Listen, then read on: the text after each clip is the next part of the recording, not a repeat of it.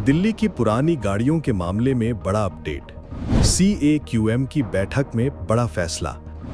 पुरानी गाड़ी वालों को नफा या नुकसान। अगर आप दिल्ली में रहते हैं, अगर आपके पास 15 साल पुरानी पेट्रोल वाली गाड़ी है या फिर आपके पास 10 साल पुरानी डीजल वाली गाड़ी है, तब ये खबर पूरी तरह से आपके लिए है, क्योंकि दिल्ली में EOL गाड़ियों पर प्रतिबंध लगाने के मामले में एक बड़ा अपडेट आया है। अब यह अपडेट दिल्ली की जनता के लिए नफा वाला है या नुकसान वाला, इस वीडियो में हम यही बात जानेंगे। साथ ही ये भी बता दें कि केवल दिल्ली ही नहीं बल्कि NCR के चारों शहरों पर भी रेखा गुप्ता की सरकार के इस फैसले का असर पड़ेगा। इस मामले में आज यानी 8 जुलाई को CAQM की बैठक की गई। दिल्ली सरकार की तरफ से 1 जुलाई से EOL गाड़ियों को ईंधन नहीं देने के अपने फैसले की समीक्षा करने की गुजारिश के बाद ये बैठक की गई थी, क्योंकि दिल्ली सरकार ने 1 जुलाई से अपनी सख्ती से लागू होने वाले नियम को वापस ले लिया था।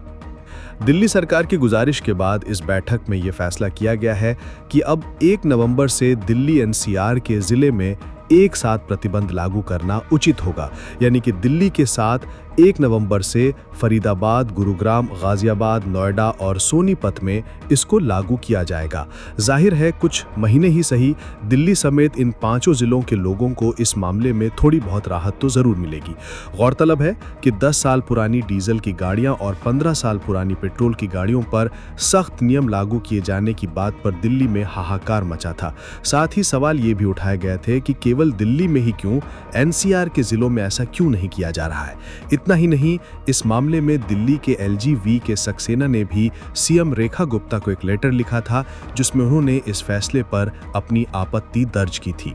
LGV के सक्सेना ने अपने लेटर में लिखा था कि दिल्ली की जनता इस तरह के बैन के लिए फिलहाल तैयार नहीं है। साथ ही उन्होंने ये भी लिखा था कि ये फैसला सामाजिक और आर्थिक रूप से सही नहीं है। उन्होंने इस बात पर दिल्ली की CM रेखा गुप्ता का ध्यान दिलाया था कि मिडिल क्लास अपनी जिंदगी भर की कमाई से वाहन खरीद पाता है और इस तरह के वाहनों को अमान्य घोषित कर देना बिल्कुल भी प्रैक्टिकल नहीं है।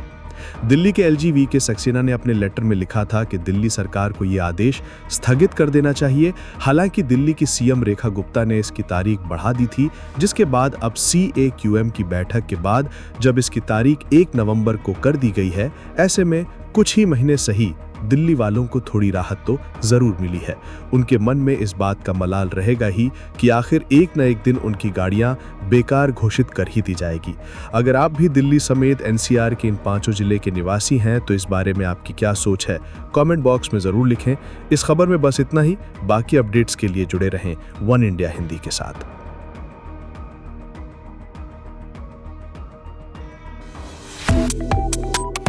Subscribe to One India and never miss an update. Download the One India app now.